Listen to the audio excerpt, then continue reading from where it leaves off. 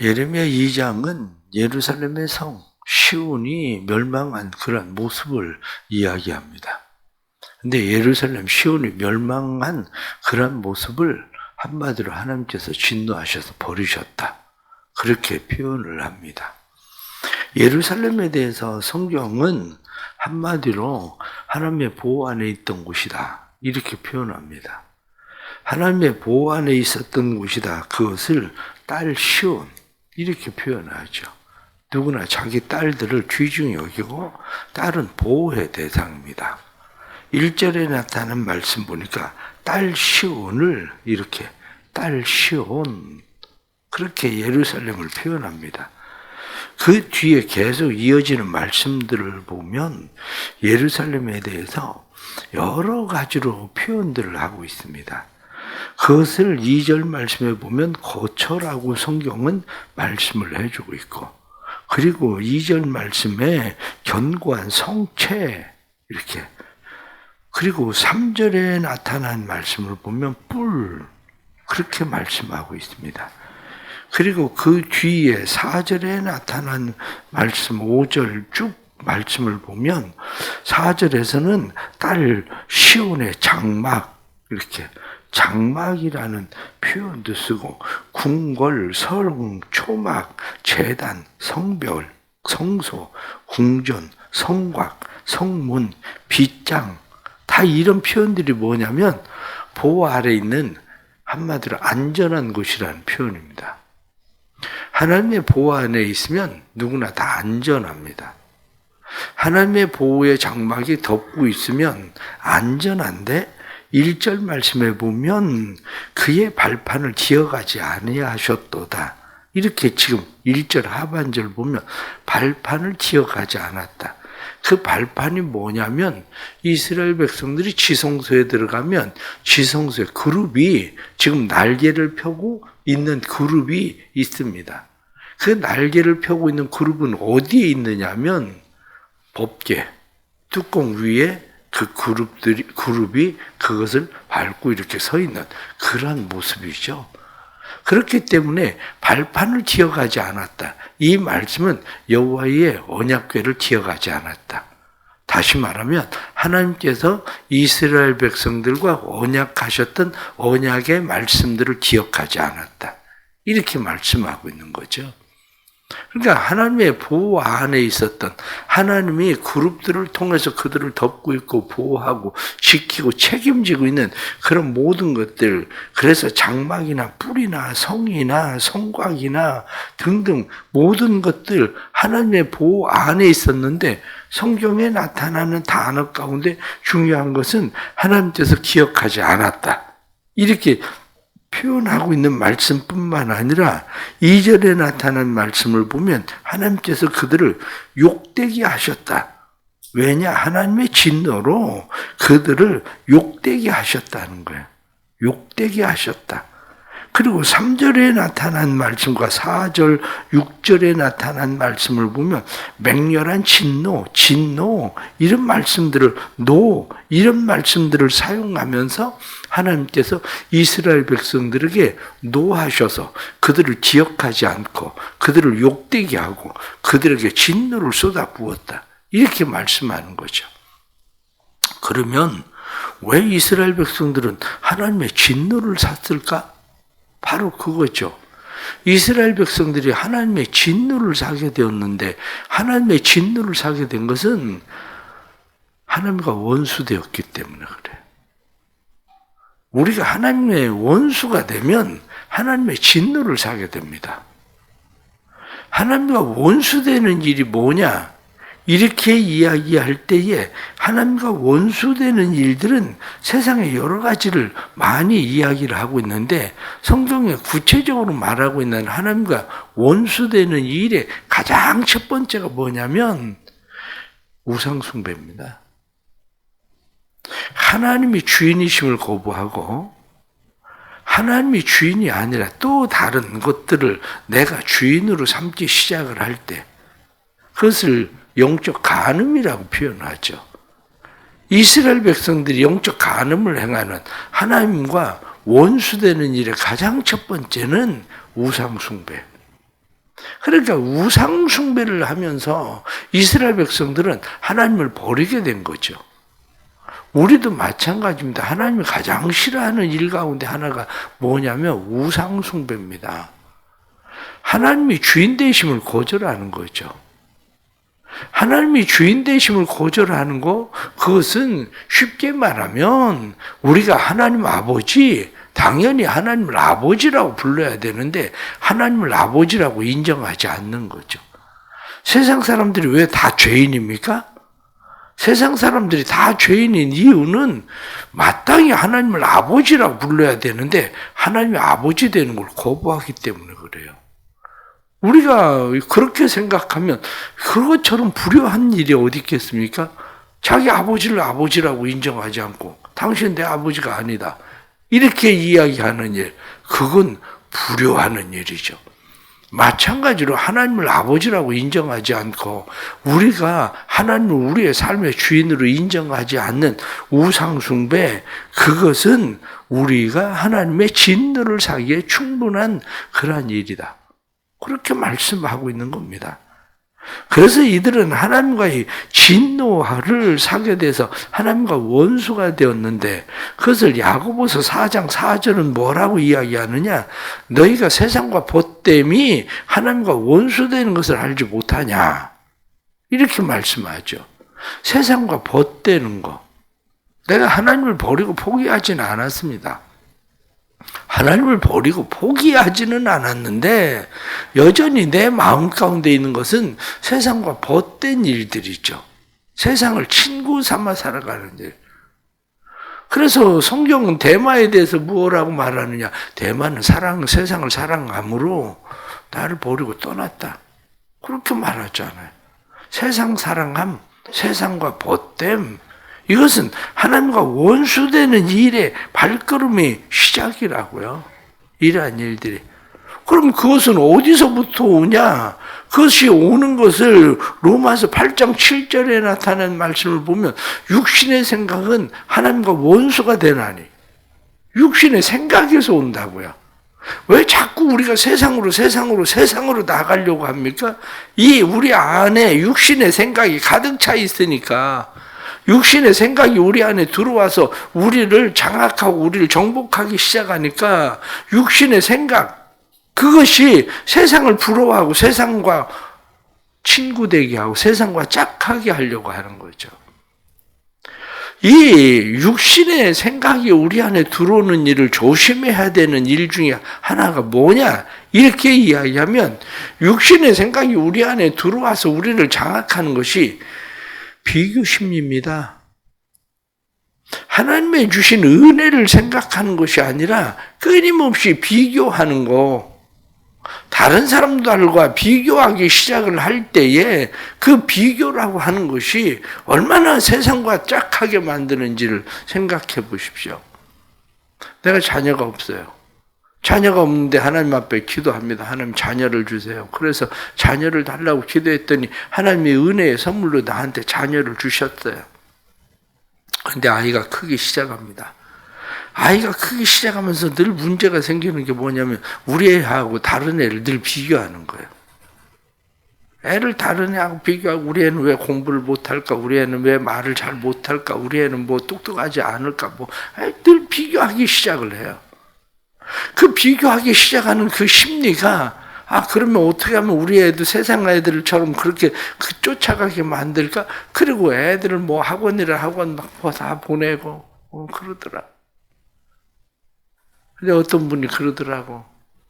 자기가 예전에 아이를 낳고 아이에 대해서 자기가 한 일이 10,000원짜리 돈을,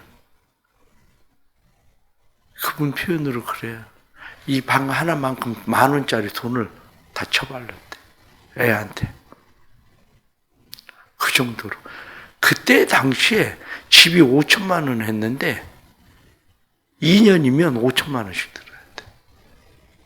서울에서 집이 5천만 원 할 때. 그런데 자기 마음대로 안 되더래. 그런데 결국에는 자기 마음대로 안 되더래. 그게 어디서 나오는 건데요? 비교 심리. 세상과 비교해서 세상 하는 사람들 그거 하는 대로 그거 그렇습니다. 은혜를 망각함이에요. 은혜를 망각하고 내게 주신 모든 은혜를 망각하고 세상과 비교하기 시작하고 그러기 시작하면 자녀의 문제를 예를 들어서 이야기를 했지만 자녀의 문제만 아니라 자동차도 그렇고 집도 그렇고 우리의 살고 있는 모든 것들이 다 우리의 삶에 그런 거예요. 그거. 다른 사람들 하는 거 그거 뭐 대단한 것 같죠? 먹는 거 뭐 그런 거 대단한 것 같아도 그거 별거 아닙니다. 그거 예전에 결혼식 추례하러 서울에 갔는데 서울에 가서 결혼식 추례하고 다른 사람들은 저쪽 뷔페에서 밥을 먹는데 나는 추례를 했다고 이쪽 호텔 그쪽 따로 방 얻어가지고 근데 그 가격이 보니까 그때 당시 7만 원이었대. 식사값. 뷔페 먹는 사람들이 가격이 그때 10,000원 조금 넘을 때요. 그런데 내가 7만 원짜리 먹으면서 저 뷔페 먹는 사람들이 얼마나 부럽든지. 아유 참 별거 아니라니까요 그거. 저쪽에 앉은 사람 내가 엄청 부러웠겠지. 내가 이쪽 부러워하는 줄 모르고. 비교 심리라고 하는 게 대단하게 사람들 뭐 그쪽 그냥 큰 집 있고 아니면 좋은 자동차 타고 그러면 뭐 대단할 것처럼 생각해도 아무것도 아니야. 그러니까 세상과 짝하고 세상으로 자꾸 가게 되는 것이 육신의 생각, 그것이 하나님과 원수가 된다. 성경은 그렇게 말씀하고 있는 거죠. 골로새서 1장 21절 말씀은 악한 행실로 멀리 떠난 마음 그렇게 되어 있습니다. 그러면서 점점 악한 행실로 우리의 마음들이 하나님으로부터 멀리 떠나는 이렇게 되면 우리가 그런 가운데서 조금 잘 되면 갖게 되는 생각이 뭐냐면 교만이에요. 교만. 하나님 없이도 이제 될 것 같은 생각, 그 교만.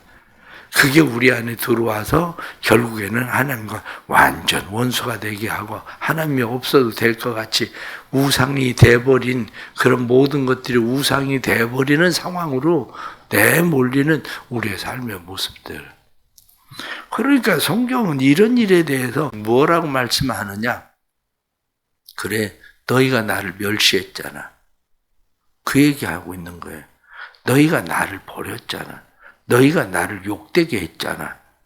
그것뿐만 아니라 너희가 나에 대해서 행한 일들을 기억해봐. 지금 너희가 하는 그 일이 너희가 할 짓 맞아? 이렇게 말하는 거거든요.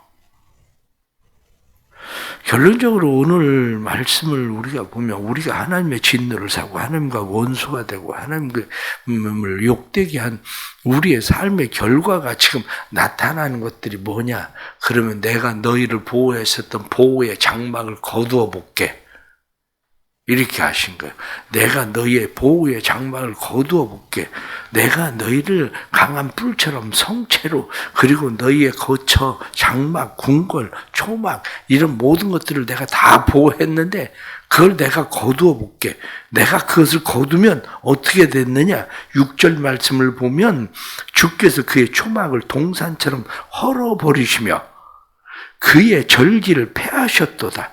여호와께서 시온에서 절기와 안식일을 잃어버리게 하시며 그가 진노하사 왕과 제사장을 멸하시도다.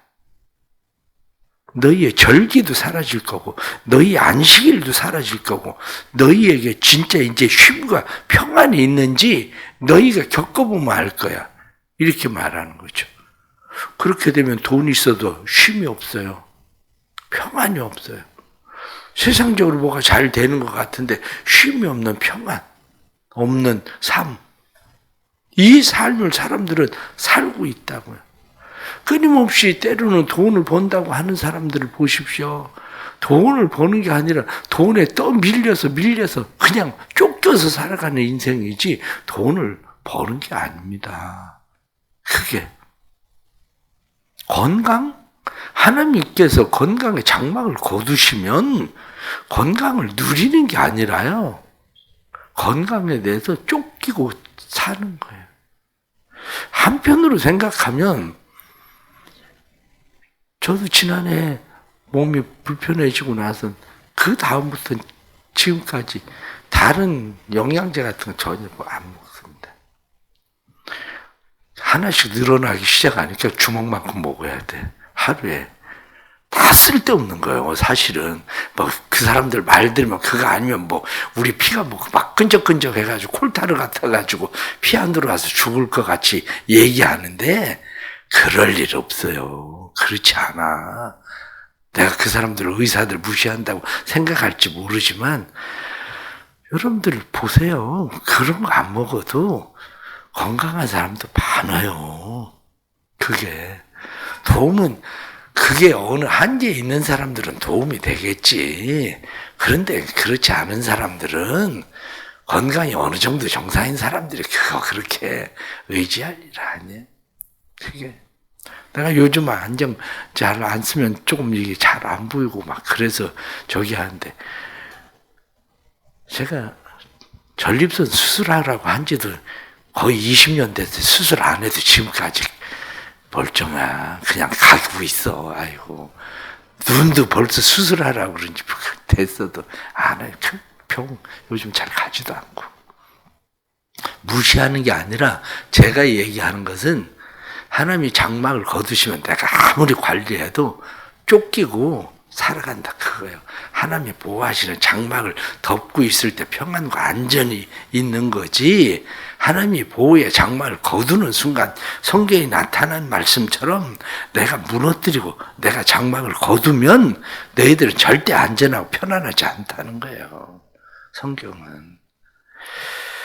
그러기에 우리는 다시 하나님을 바라봐야 됩니다. 하나님과 원수되는 것이 무엇인가? 우리가 그 일들을 다시 살펴봐야 됩니다. 우리가 하나님 앞에서 우리의 무너진 것이 무엇인가를 생각하면 내일 드릴 말씀을 미리 하나 말씀을 드리면 파괴냐 재건축이냐의 문제예요. 하나님은 우리를 파괴하려고 지금 이렇게 하신 게 아니에요. 하나님은 파괴하려고 이렇게 하시는 게 아니라 하나님은 재건축하려고 하시는 거예요. 파괴는 성경은 너희가 폐허가 되면 다시 일어서지 못하리라 그거거든요. 그런데 하나님은 무너진 곳에서 우리를 다시 세우시는 하나님이시거든요. 그러게 말씀들 생각하면서 우리는 오늘 하루를 살아갈 때 하나님 내 삶에 내가 하나님을 노하게 하는 일은 뭡니까? 하나님과 원수되게 하는 일들은 뭡니까? 하나님 내 삶에 하나님께서 장막을 거두어 버리신 그러한 하나님의 손을 거두어 버리시는 일은 뭡니까? 하나님께서 우리를 그냥 내버려 두셔서 무너뜨리신 그러한 일들은 무엇입니까? 우리는 그걸 잘 살펴봐야 됩니다. 그걸 잘 살펴보고 우리는 다시 하나님 앞에서 하나님이 나를 파괴하려고 하시는 게 아니라 하나님이 나를 재건축하시려고 하나님이 하시는 일인데 그러면 하나님 앞에 나를 다시 세워봐야 되겠다 생각을 하고 하나님을 다시 세우려고 하나님 앞에 나를 다시 세우려고 하는 일에 힘써야 됩니다. 우리 성도들에게 이 은혜가 있기를 축복합니다.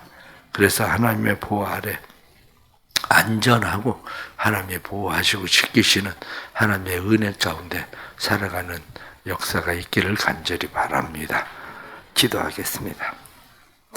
하나님께서 이스라엘 백성들을 얼마나 귀하게 여기시는지 딸 시온 이렇게 표현하시고 하나님 그들을 장막과 궁궐과 성체로 하나님께서 초막으로 말씀하시면서 은밀하게 그들을 보호하시고 지키시는 하나님의 은혜를 허락해 주셨는데 아버지 하나님 도와주옵소서. 그러던 이스라엘 백성들에 대해서 내가 너희를 기억하지 않겠다. 내가 너희를 욕되게 하고 내가 너희에게 진노를 쏟아붓겠다. 너희의 모든 것을 헐어버리고 하고 말씀한 것처럼 우리의 삶에 일어나는 일들을 우리는 바라봅니다. 그러면서도 어리석어서 우리가 하나님과 원수되고 세상과 짝하여 살고 있다는 사실을 망각한 채 여전히 하나님 없이도 살 수 있을 것 같은 교만으로 살아갑니다. 우리에게 은혜를 부어 주옵소서. 우리의 무너진 곳에 다시 하나님의 은혜가 임해서 하나님은 우리를 파괴시키려고 하신 것이 아니라 재건축하시려고 하나님께서 일하시는 것을 보게 해 주시고 그 일이 우리의 삶에 하나님 행하시는 복된 일이 될 수 있도록 성령 하나님 역사해 주옵소서. 믿음을 주시길 원합니다.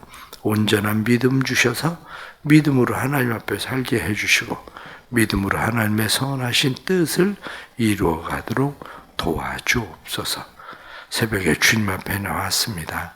참된 지혜를 주시고 무엇이 하나님을 위한 일인지 하나님께서 원하시는 기뻐하시는 일인지 잘 보게 해주시고 깨닫게 해주시고 알게 해주셔서 그 은혜와 그 사랑 안에 이끌림을 받을 수 있도록 성령님 도와주옵소서. 연약하고 부족한 우리에게 그 사랑과 그 은혜와 그 능력으로 충만하도록 성령님 역사하여 주옵소서. 오늘도 생명의 은혜로 우리와 함께 하시고 은혜와 능력과 권세로 우리를 온전히 이끌어 주옵소서. 예수 그리스도 이름 받들어 간절히 기도드리옵나이다. 아멘.